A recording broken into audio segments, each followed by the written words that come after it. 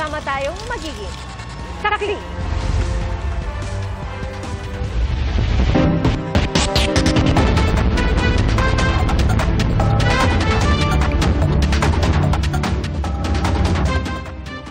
Nang araro ng 4 na sasakyan sa bumangga sa gilid ng tulay ang isang oil tanker sa Maynila. Ang truck na walan umano ng preno. Ang nahulikam na insidente sa pagsaksi ni Salima Refran. Mula sa inner southbound lane, biglang kumana ng isang oil tanker sa kuhang ito ng dashcam na ibinigay sa MMDA. Kasunod nito, inararo ang 4 na sasakyan sa Mabini Bridge sa Maynila. Isang AUV, motorsiklo at 2 pang SUV sa harapan ang nadamay bago ito tumama sa gilid ng tulay. Paliwanag ng pahinante ng truck, sa itaas pa lang ng tulay, naramdaman na raw nilang nawalan sila ng preno. Dito na raw bumusina ng malakas ang kanyang driver. Okay naman po yan, nung umalis kami ng planta, lumabas kami, bumiyahe kami. Pag bababa na ako kami, nawala na preno. Kaya naisip po ng driver ko, kinabig niya na po ng kanan para may tama kami sa gutter para huminto. Natamaan po namin yung kotse at yung motor. 3 ang nasugatan sa disgrasya, kabilang ang rider ng motor. Yung driver ng motorsiklo, dinala naman sa orthopedic. Nagka-fracture ata yung tuhod niya, yung kanan. Ang sakay naman ng tinamaang AUV, swerteng ganos lang ang tinamo. Ito nakita mo, sa likod wasak, sa tagiliran wasak. Yung pwesto ko mismo talaga yun ang wala. Talagang iningatan ako ng Diyos. Sobrang thankful ko talaga sa Panginoon. Kala ko nga katapusan ko na eh. Nagsosorry nga sa akin yung driver. Sabi ko, magpasalamat ka kasi walang namatay. Nasa kustodiya na ng MPD Traffic ang truck driver para sa investigasyon. Mahaharap siya sa mga reklamong reckless imprudence resulting in physical injuries and damage to property. Para sa GMA Integrated News, Salima Refran, ang inyong saksi. 5 batang edad 7 hanggang 12 ang sinagip mula sa online kalaswaan sa Marilao, Bulacan. Saksi si John Consulta.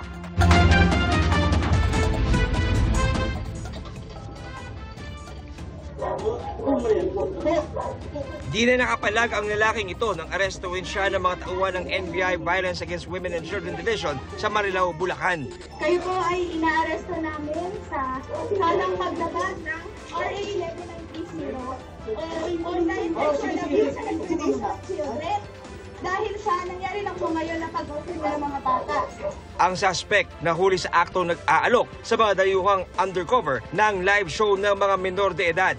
Nasagip ng mga otoridad ang mga batang inaalok ng suspect. Ang isa, ang babaeng pamangkin mismo ng suspect, habang ang 4 pa ay mga kalaro ng bata na edad 7 hanggang 12 anyos. Ginagamit niya po yung mga bata para kumita siya sa pamamagitan ng pagla-live show or pinapahubad niya yung mga bata para masatisfy yung fetish ng customer niya. Pagkain at perang hanggang 20 pesos ang binibigay umano ng suspect sa mga bata para mahikayat sila sa online kalaswaan. May mga disclosures yung bata na may iba na 5 years na nangyayari. Ang iba naman na 3 years. Kasi magkakalaro nga itong mga magkakaibigan itong mga bata na to. Ayon sa NBI, ikinasang operasyon matapos mahuli ng US Homeland Security ang isang US citizen sa Amerika na may hawak na malalaswang video ng mga bata mula sa Pilipinas. Nang suriin ng cellphone ng suspect, nadiskubre ang mala sex tourism na alok niya sa mga dayuhan. Iniimbitahan niya pa yung foreigner na pumunta sa Pilipinas para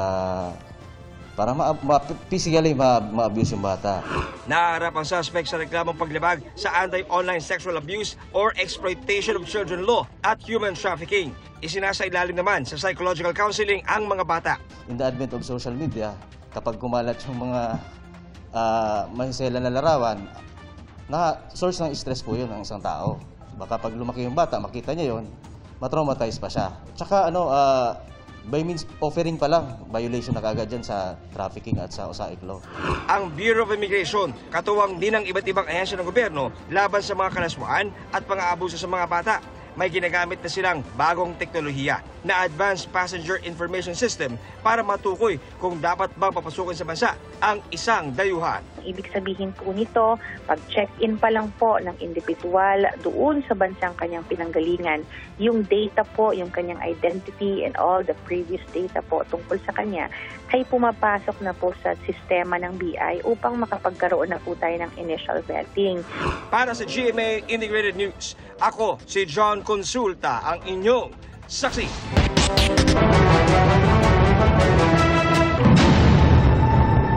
Bago sa saksi, arestado ang isang babaeng suspect sa pangingikil at pagbibigay ng peking permit sa Quezon City. Umabot umano sa 4 na milyong piso ang hingi ng suspect sa complainant. Saksi, si Katrina Son, exclusive. Sa cellphone video na ito, makikita ang dalawang babaeng nag-uusap sa loob ng isang restaurant sa Quezon City. Maya-maya, may inabot ang isang babae na brown envelope. Sandaling umalis ang babaeng inabutan ng envelope. Pagkabalik nito, ay nilapitan na siya ng mga operatiba para hulihin.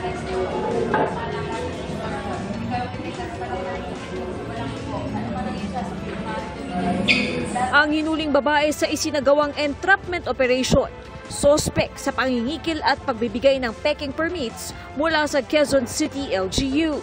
Ang envelope na inabot sa kanya kanina, naglalaman umano ng marked money na nagkakahalaga ng 800,000 pesos. Kwento ng complainant, ipinapa-renovate niya ang kanyang dialysis center na nagsara noong pandemic. Dahil kailangan niya ng kaukulang permit, nagpresenta raw ang nagpakilalang taga City Hall na si Leia. Sabi po niya, ay tamang-tama dahil malakas ako sa City Hall, sa accounting department ako nagtatrabaho. Ako yung humahawak ng payroll ng mga taga City Hall. Kayang-kaya ko kayong tulungan. Pero syempre kailangan gagastos tayo. Nagtiwala raw siya sa kagustuhang matapos agad ang renovation. Hanggang sa panay na raw ang paghingi ng pera na umabot na sa mahigit 4 na milyong piso. Pinipilit na rin umano silang mag-advance renew ng permit at pinagbabantaan na kung hindi, ipapasara nila ang dialysis center. Kami naman po nagtiwala since desperado na po talaga kami na kailangan po namin. Tapos hindi rin po namin alam talaga kung paano po lalakarin kasi council na raw po yun. Dito na umano nagduda ang biktima. Kaya nagpunta raw sila sa Quezon City Hall para ipa-verify ang lahat ng ibinigay sa kanilang mga permit. Dito nila nalaman na lahat daw ay peke. Nalaman nilang sa accounting department nagtatrabaho si Leia bilang accounting aide 3. Para po kaming may himatay hindi. Kasi po, niloan lang po kasi namin yung mga binayad po sa kanya kasi inisip po namin kikitain naman natin yung pambayad po sa loan. Wala na po kami trabaho ng kapatid ko kasi kami nagtatrabaho eh. Yung life savings po ng pamilya namin napunta na po doon. Naubos daw ang kanilang ipon. Base sa inisyal na investigasyon ng mga otoridad, matagal na itong ginagawa ng sospek. Pag natunugan niya yung isang building ay nagpapa-renovate or kailangan na isang permit, lalapitan niya. Tapos mag-offer siya mag-assess, mag-process na lahat ng dokumento. Tapos hihinga niya ng pera. Tapos tatakutin niya muna na ito ay malaki ang penalty niyo. Patuloy din daw ang ginagawa nilang investigasyon dahil maaaring may mga kasabwat pa ito. Ayun ang tinitingnan namin, ma'am. Pag nalaman namin na meron siyang sabwat, so ready naman yung mga investigator natin na sampahan ng conspiracy. Kakasuhan ng suspect ng robbery, extortion at estafa. Ayon kay Quezon City Mayor Joy Belmonte, hindi kailangan gumamit ng fixer para mag-transact ng permit sa City Hall. Lalo na at lahat nga raw ng proseso pwede na online at pwedeng magtanong sa Helpline 122. Giit ni Mayor Belmonte, hindi nila tino-tolerate ang anumang korupsyon sa city government. Sinubukan ng GMA Integrated News na kunan ng pahayag ang sospek ngunit tumanggi siya. Para sa GMA Integrated News, Katrina Son, ang inyong saksi. Suspendido ng 70 araw ang lisensya ng driver na SUV na sumalpok at nagdire-diretso sa isang universidad sa Caloocan City. 7 ang sugatan sa aksidente, kabilang ang 4 na menor de edad. Dinala sila sa ospital pati na ang 70 taong gulang na driver na SUV na sumamaraw ang pakiramdam. Ayon sa pulisya, aksidenteng naapakan ng driver ang silinyador kaya ito sumalpok sa lobby. Pero itinanggi ito ng driver. Ang sabi niya, wild ang sasakyan. at nagdire-diretso sa loob ng Manila Central University. Hawak na ng Traffic Accident Investigation Unit ng Caloocan Police ang senior citizen na driver. Nasa pangalaga na ng DSWD ang isang sanggol na 2 linggo pa lang mula ng ipanganak at kanyang 1 taong gulang na kapatid. Ang sanggol tinangka umanong ibenta online ng kanyang sariling ina. Saksi si Marisol Abduraman.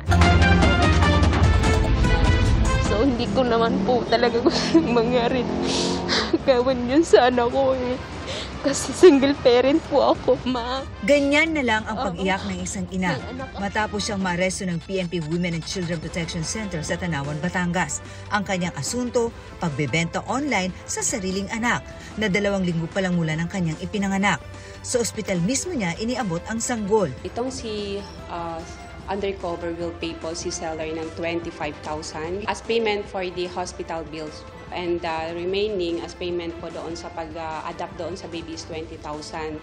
Hindi na naitanggi ng suspect ang paratang. Napilitan lang ako kasi gusto ko mabayaran yung bill namin kasi wala akong mapagkukunan. Sinampahan siya ng paglabag sa Trafficking in Persons Act at iba pang reklamo. Nasagip ang sanggol at ang isa pa niyang anak na 1 taong gulang pa lamang. Ang inaalok lang po niya doon talaga is yung 2 weeks old baby boy. But then, nakita namin na meron pong 1-year-old na child at risk. So, yun po, nirescue na rin ng ating team po. Pareho silang mga nasa pangangalaga na ng DSWD. Muli nagpaalala ang otoridad sa publiko, lalong-lalo na sa mga magulang, na ang baby selling at illegal adoption ay isang krimen na hindi basta-basta ang parusa. Ang penalty po na impossible dito is pwede pong life imprisonment. Depende po doon sa gravity ng offense. Hindi lang po yung nagbebenta ng baby ang ang napaparusahan dito, but also yung bumibili po ng mga babies na wala po sa proseso. Para sa GMA Integrated News, ako si Marisol Abduraman, ang inyong saksi. Sira-sira, butas-butas at may mga kulang kahit iniulat na tapos na. Ilan lang po yan sa mga nasita ni Pangulong Bongbong Marcos sa pag-inspeksyon ng ilang flood control project sa Kalumpit, Bulacan. At may ilang problema rin na-discovery sa pagsisid ng mga scuba diver sa ilog. Saksi, si Jonathan Anda. Isang buwan nang lubog sa baha ang bahay ni Edgar sa Kalumpit, Bulacan. Ito yung mag-high tide, ganyan kami, nasasapon ng tubig. Kapag umaapaw kasi ang ilog, tumatagas ang tubig papuntang Barangay Frances, lalo kapag high tide. Ang dike kasi putol pala at may butas na 50 metro. Magawa yung dike na yan. So hindi nakatulong ang dike? Hindi. Worse ka. Kasi butas. Dismayado si Pangulong Bongbong Marcos nang inspeksyonin kanina ang dike. Simento rito. Matutulog sa kamay. Sira-sira, butas-butas at nakausli pa ang mga bakal dito. Malabnaw yung simento na ginamit. Nagtipid sa simento, nagtipid sa... Unang-una yung simento, ganyan lang kakapal. Dapat 18 centimeters. 18 cm, mga 8 inches, parang kalsada. Napansin din ng Pangulo na nagkaisla na sa gitna ng ilog. Ito yung isla sa gitna ng ilog. Kung makikita ninyo, tinubuan na ng mga halaman, tinubuan na ng mga damo. Ibig sabihin yan, ganyan nakababaw yung ilog na ito. Nagtataka ngayon ang presidente kasi ang dumarating daw na report sa kanya, kumpleto naman at nagkakaroon ng dredging sa ilog na to. Tignan naman ninyo, paano magiging completed yan? Tignan ninyo. May isla sa gitna. Tinutubuan na ng damo na napaka... Ibig sabihin, matagal na silang hindi nagde-dredge. Although sa report namin, nagde-dredge sila. Ayan na naman. Hahanapin natin yung sinong responsible dito sa gobyerno, sa private. At kailangan managot sila dito sa kanilang ginawa. Huwag sila managot sa akin, managot sila dito sa mga tao dito. Mahigit kalahating bilyong piso ang kabuuang halaga ng mga flood control projects sa Barangay Frances, Kalumpit. Sa inilabas sa listahan ng Malacanang, 7 kontratista ang nakasungkit ng 8 proyekto mula 2022. Nagpasisid ang Pangulo ng mga scuba divers sa Pampanga River sa Kalumpit. Dito na-discover na makapal na ang putik sa ilalim at hindi na nakadikit ang beam sa anumang pundasyon o sheet pile support doon. Lumabas din sa pagsusuri na hindi siksik ang lupa bago binuhusan ng semento ang dike. Hindi rin pare-pareho ang kapal ng semento at posibleng mahina ang concrete mixture na ginamit ayon sa pagsusuri. Ayon sa palasyo, Dapat na itong ayusin agad para hindi na lumaki pa ang pinsala na aabot ngayon sa 100 metro. Nag-inspeksyon din sa Barangay Bulusan ng Pangulo kung saan nasita niya na mala ghost project ang proyektong inireport ng tapos kahit kulang pa ng 200 metro at butas-butas pa. St. Timothy ang kontratista dito. Kaya titingnan natin, kailangan pasagutin natin kung bakit ganitong ginawa nila. Mas mabuti pa, dapat pumunta sila rito, pakita nila gano'ng kahirap ang buhay na binigay nila sa mga kababayan natin. Kasama ang St. Timothy sa 15 nakakuha ng pinakamaraming flood control project sa nakalipas na 3 taon. Sinisikap pa namin kunin ang pahayag ng mga kumpanyang inilista ng Malacanang. Ipinabubusisi na sa Department of Public Works and Highways ang estado ng halos 5,000 flood control project sa buong bansa ngayong taon para alamin kung may problema sa mga ito. Itinurn over na ni Budget Secretary Amena Pangandaman kay DPWH Secretary Manuel Bonoan ang listahan. Aabot ang kabuuang halaga nito sa 346.6 billion pesos. Si Baguio City Mayor Benjamin Magalong nauna ng hinimok ng Malacanang na ilahad sa Pangulo ang mga nalalaman kaugnay ng mga umano'y katiwalian sa flood control projects. Inihahanda na raw nila ang mga dokumentong makatutulong aniya sa pag-imbestiga sa mga ito. We continue to collect evidence and leads. Patapos pati mga photos, pati mga kung ano-ano pa. Na pwede nang magamit na rin doon sa pag-imbestiga para pag tinurn over naman natin to maayos naman na to at hindi na mahirapan yung mga investigating body. Para sa GMA Integrated News, ako si Jonathan Andal, ang inyong saksi. Ikinabahala ng ilang mangingisda ang ulat na may barko ng China Coast Guard na namataan umano sa labas ng Manila Bay. Ayon naman sa PCG, may barko nga ng China na lumapit sa coastal waters ng bansa. Pero sa Zambales daw yan namataan. Saksi, si JP Soriano. Sa post ng US Defense at Maritime Analyst na si Ray Powell, sinabi nitong namataan sa labas ng Manila Bay ang isang barko ng China, ang Coast Guard 3306. Ayon kay Powell, hinihintay daw nito ang paglabas ng BRP Cape San Agustin ng Philippine Coast Guard na siyang naatasang magpatrolya sa Bajo de Masinloc o Scarborough Shoal. Komento pa ni Powell, tila determinado daw ang China na harangin at sabayan ang anumang barko ng Pilipinas na maglalayag sa direksyon ng bahura. Tinanong namin ng mga mangingisdang pumapalaot sa Manila Bay at kalapit na probinsya gaya ng Cavite pero wala pa naman daw silang namamataan. Gayunpaman, kung totoo raw na umabot na malapit sa Manila Bay ang sasakyan ng China. Nakapagtalan din. Bakit? Siyempre medyo malapit na sila sa Pilipinas. So nakakailang lang din. Ang Philippine Coast Guard sinabing lumapit nga ang China Coast Guard vessel sa coastal waters ng Pilipinas pero sa bandang Zambales daw ito namataan. Nataboy din daw ito ng BRP Cape San Agustin pero malayo man sa Manila Bay ang CCG Vessel 3306. Hindi raw kailanman papayag ang PCG na gawing normal na ng China ang paglapit sa coastal areas ng Pilipinas. These are just the usual illegal deployment of the Chinese Coast Guard to normalize their presence along our coastal provinces. And the Philippine Coast Guard will never allow such normalization of illegal patrol. Pero ayon sa PCG, hindi maituturing na malayang pagdaan lang sa mga karagatan ang ginagawang paglapit ng China Coast Guard sa coastal waters ng Pilipinas. Dahil kapag niraradyohan nila, pinaninindigan daw nitong nagsasagawa sila ng maritime patrol operations sa kanilang teritoryo. With that statement, it means that it is not an exercise of freedom of navigation. Ang pinakabagong kaso ng paglapit ng China Coast Guard sa Zambales nangyari ilang araw matapos magbanggaan ang dalawang barko ng China habang hinahabol ang BRP Suluan ng PCG. Sa pahayag ni Foreign Affairs Secretary Teresa Lazaro, sinabi niyang walang responsibilidad ang Pilipinas sa banggaang ito sa Bajo de Masinloc. Nangyari daw ito hindi dahil sa aksyon ng Pilipinas. Inulit din ng Pilipinas ang paniningil sa China nang hindi pa nababayarang danyo sa mga barko at kagamitan ng Pilipinas noong June 2024 at ang pagbabalik ng mga arms equipment na sinamsam ng China noon. Ang China, inakusahan ng Philippine Coast Guard ang dangerous maneuvers o delikadong pagkilos bilang tugon sa banggaan ng dalawa nilang barko sa Bajo de Masinloc. Ayon sa ulat ng Reuters, sinabi ng Chinese Ministry spokesperson na inilagay ng mga barko ng Pilipinas sa panganib ang kanilang barko at mga tauhan. Dagdag pa nila, dapat tigilan daw ng Pilipinas ang panghihimasok at mapanghamong aksyon. Pero sabi ng Department of Foreign Affairs, hindi Pilipinas ang dahilan kung bakit nagbanggaan ang mga barko ng China. Kung matatandaan, hinabol ng mga barko ng China ang barko ng Pilipinas noon. Umarangkada ang barko ng China Navy malapit sa barko ng Philippine Coast Guard nang bumangga ito sa barko ng China Coast Guard. Para sa GMA Integrated News, JP Soriano ang inyong saksi.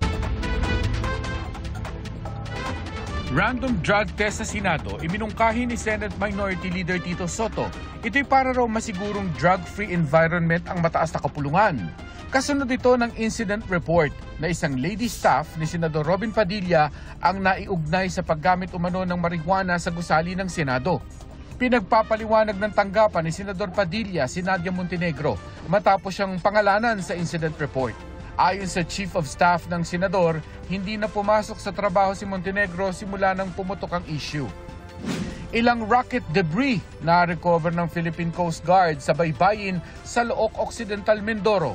Ayon sa Coast Guard, nakatanggap sila ng tawag mula sa PNP Maritime Group na may isang mangingisda ang nakakuha ng debris kahapon.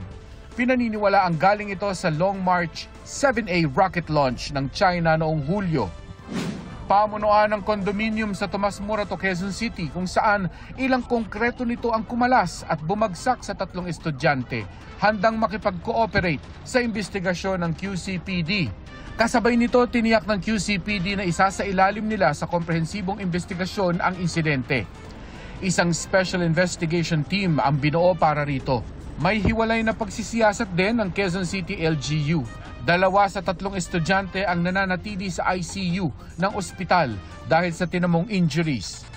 Para sa GMA Integrated News, Mark Salazar, ang inyong saksi. Sa loob lang po na ilang oras, magsisimula ng pulong ni US President Donald Trump at Russian President Vladimir Putin para pag-usapan ang giyera sa Ukraine. At sa Spain naman, 14 na wildfire ang sinisikap maapula. Ating saksihan. Magdamag ang pag-apula sa apoy ng mga bumbero sa ilang bahagi ng Spain. 14 na major wildfire ang inaapula ngayon doon. Mahigit 150,000 hektarya ng lupain ang nasunog. 7 ang patay. Kabilang ang isang bumbero na nasunog ang 85% ng katawan. Pahirapan ang pag-apula sa mga wildfire sa gitna ng 12 araw ng heatwave sa Spain na sinabayan pa ng malakas na hangin. Ayon sa mga otoridad, nakababahala ang sitwasyon sa kanlurang bahagi ng bansa. Gaya sa Galicia kung saan nagsara ang ilang highway at rail services. Nagbabala rin ang kanilang weather service ng posibleng paglala ng sitwasyon lalo't inaasahang aabot sa 40 degrees Celsius ang temperatura sa hilagang bahagi ng Spain. Mula nitong June 1, 10 na ang naaresto sa Spain dahil sa pagsisimula umano ng mga wildfire. Sa Portugal, umabot na sa mahigit 50,000 hektarya ang nasunog sa wildfires. Kabilang sa sinagip ang isang babae na sinubukang apulahin ang sunog sa isa sa mga bahay. Matinding pinsala rin ang dulot ng mga wildfire sa Greece. Bukod sa mga bahay at pabrika, kabilang sa napinsala ang ilang tourist island at taniman ng olive. Ilang bahagi rin ng Turkiye ang apektado ng wildfire. Ayon sa mga eksperto, tumataas ang banta ng wildfire sa Mediterranean region dahil sa mas mainit at mas tuyo na summer season. Ayon sa European Union, mahigit 400,000 hektarya na ng lupa sa ilang bahagi ng EU ang nasunog. Ulan at baha naman ang namerwisyo sa southern China. Lubog ang mga sasakyan sa Guangdong, kasunod ng pananalasan ng Bagyong Podul na dating Bagyong Goryo noong dumaan ito sa Philippine Area of Responsibility. Apektado rin ang Hunan at Jiangxi provinces. Sa Hong Kong, itinaas muli ang pinakamataas nitong black rain storm warning dahil sa Bagyong Podul. Bago yan, binayo ng bagyo ang Taiwan kung saan mahigit 100 ang sugatan. 3:00 ng madaling araw mamaya, oras sa Pilipinas, magsisimula na ang unang pulong sa pagitan ng mga lider ng Amerika at Russia mula noong 2021. Sa isang Air Force Base sa Alaska, USA, magpupulong sina US President Donald Trump at Russian President Vladimir Putin para pag-usapan ang giyera sa Ukraine na pinasok ng Russia noong 2022. Ayon kay Trump, kung maganda ang kahinatnan ng pag-uusap nila ni Putin, posibleng makapagtakda sila ng pulong kasama si Ukrainian President Volodymyr Zelensky at iba pang European leader. Si Putin naman ikinatuwa ang anay sinserong ginagawa ng Amerika para matapos ang digmaan. Bago yan, nagkaroon ng virtual meeting sina Trump at European leaders kabilang si Zelensky. Giit ng Ukrainian leader, umaasa siyang pag-uusapan doon ng ceasefire. Ang giyera sa Ukraine, ang sinasabing may pinakamataas na death toll na giyera sa Europe mula noong World War II. Dati nang sinabi ng Russia, ititigil ang giyera kung aatras ang mga tropa ng Ukraine sa ilang bahagi ng bansa. At aabandonahin na ng Ukraine ang balak nitong pumasok sa NATO o North Atlantic Treaty Organization. Ang mga demand na yan, tinanggihan na ng Ukraine. Idadaos ang Trump-Putin Summit, kasunod ng banta ni Trump na magpatupad ng sanctions sa mga bumibili ng Russian oil gaya ng China at India kung hindi matatapos ang giyera. Para sa GMA Integrated News, ako si Jamie Santos, ang inyong saksi.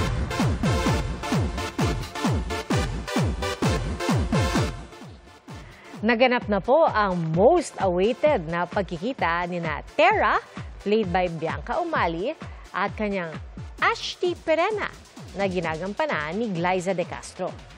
Ikinatuwa ng Encantadix ang episode kanina ng Encantadia Chronicles Sangre, kung saan tinulungan ni Perena si Tera habang nakikipaglaban sa mga taga Mineave. Ang tanong ng marami, mababawi na ba ni Perena ang brilyante ng apoy? Intense ang mga eksena sa Sangre, gaya na lang ng first scene ni Tera at Veshdita, played by Shuvi Etrata. Nagkapasa-pasa pa nga raw si Shuvi. Nakuna nila ito. At speaking of Shuvi, ano kaya masasabi niya sa pag-ship sa kanya sa ex-housemate na si Ralph De Leon? Ralph and I have been talking a lot about it. So, we know naman our boundaries. Of course, he has a love team. So, I don't wanna, I don't to disrespect them po. If there's a project po for us, why not?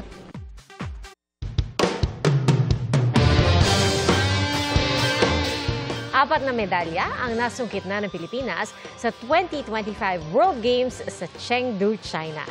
Nakamit ng Filipina Sambists na si Eileen Agnes Yap ang bronze medal ng Women's Combat 80 kilograms division. Bronze din ang napanalunan ni Carlos Bailon Jr. sa kanyang laban sa Men's Wushu Sanda 56 kilogram division. Silver naman ang may uuwi ni Cheska Centeno matapos magwagi sa Women's 10 ball ng billiards. At sa Jiu-Jitsu, nakasilver din si Jenna Kayla Napolis sa kanyang pagsabak sa Women's Newaza 52 kilogram division. Binulabog na pagsabog ng isang kainan sa Tagbilaran City, Bohol kanina madaling araw. Bumagsak ang buong kisame at nagkalat ang mga bubog sa kainan. Grand opening pa naman sana ngayong araw ng restaurant. Damay po sa pagsabog ang mga katabing establisimento. Nagdulot din ito ng blackout sa ilang lugar sa Barangay Dampas. Umabot din ng mahigit 1 oras bago na ibalik ang supply ng kuryente. Walang nasaktan sa pagsabog pero patuloy na iniimbestigahan ang sanhi nito. Kalunos-lunos ang sinapit ng 8 aso sa Nueva Vizcaya. Natrap ang mga ito sa sunog kahapon. Nailabas daw ng may-ari ang ina ng mga aso pero tumalo nito para balikan ang kanyang mga tuta sa loob at lahat po sila ay nasawi. Batay sa investigasyon, posibleng nag-overheat ang electric fan na gamit para sa mga aso. Sa Caloocan City, hinahanap naman kung sino ang nag-abandona sa 6 na aso sa tabi ng isang paaralan. Nitong linggo raw, napansin ng mga residente na pagala-gala ang mga aso at hindi maayos ang kondisyon. Sinubukan na raw nilang mag-post sa social media pero wala pang kumukuha sa mga ito. Nakikipag-ugnay na ang barangay sa City Veterinary Health Office.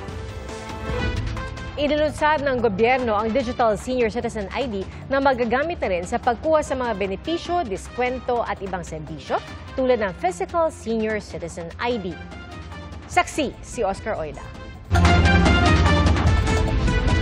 Para sa 69 anyos sa si Aling Consuelo, Extra challenge ang madalas na pagbitbit ng mga kung ano-anong dokumento na kinakailangan para ma-enjoy ang kanyang senior citizen benefits. Minsan nga raw, nasa butika na siya para bumili ng kanyang gamot, di naman pala niya dala ang kanyang senior citizen ID. Kasi po, kailangan laging isa-isip natin yung ating mga gagawin, dadalhin. Ay ngayon, kung mga maedad na nalilimutan. Pero good news para sa mga gaya ni Aling Consuelo. Kaninang umaga lang, pinangunahan ng Department of Information and Communications Technology o DICT at National Commission of Senior Citizens ang paglulunsad ng Digital National Senior Citizens ID o NSCID sa pamamagitan ng eGov.ph Super App. Layunin ng programang ito na gawing mas madali para sa mga senior citizen ang pag-access sa kanilang mga benepisyo, diskwento at serbisyong pangkalusugan na hindi na kailangan ng madaming pisikal na dokumento. Kaya this program, mapapadali yung kanilang application at pag-access upang masigurong ang kanilang benefit ay maibibigay sa kanila. Yung may mga eGov.ph app na, wala na daw kailangang gawin. Automatic na magkakaroon daw ng Digital National Senior Citizens ID sa app pagpatak ng kanilang senior year. Di na kailangan ng karagdagang registration. Yung mga physical ID naman ay maaari pa rin naman umanong magamit. Napakaganda dahil ito ay ayon sa mga senior citizen ay malilimutin. So, palagi nilang dala ang cellphone nila, ipakita lang, makakabili ng gamot, makakakain ng with discount. Through eGov.ph na app natin with DICT ay pwede na pong magsumbong doon pagka meron silang mga problema sa ibaba like violence against older persons. So isa yan sa mga services na aabangan niyo po. Sabi naman ng DICT, umpisa pa lang ito pagkat isusunod naman daw nila ang iba pang sektor ng lipunan tulad ng mga PWD. Para sa GMA Integrated News, Oscar Oida, ang inyong saksi.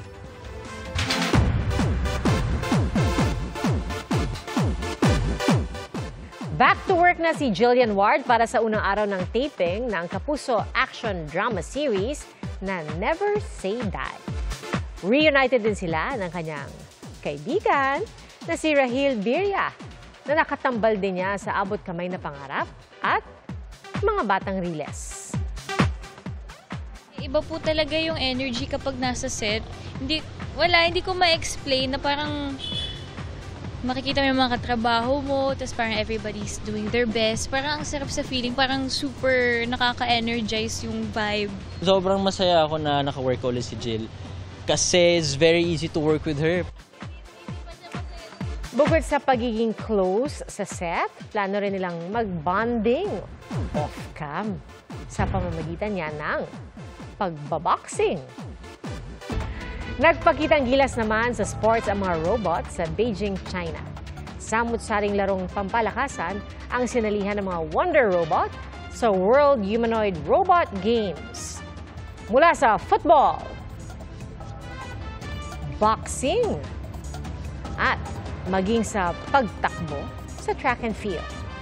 Mahigit 200 koponan mula sa 16 na bansa ang lumahok sa paligsahan na layong sumabay sa patuloy na pag-unlad ng teknolohiya.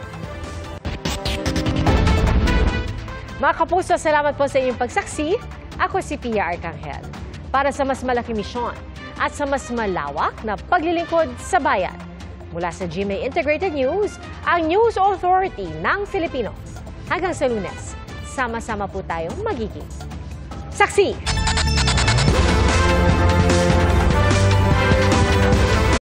Mga kapuso, maging una sa saksi. Mag-subscribe sa GMA Integrated News sa YouTube para sa iba't ibang balita.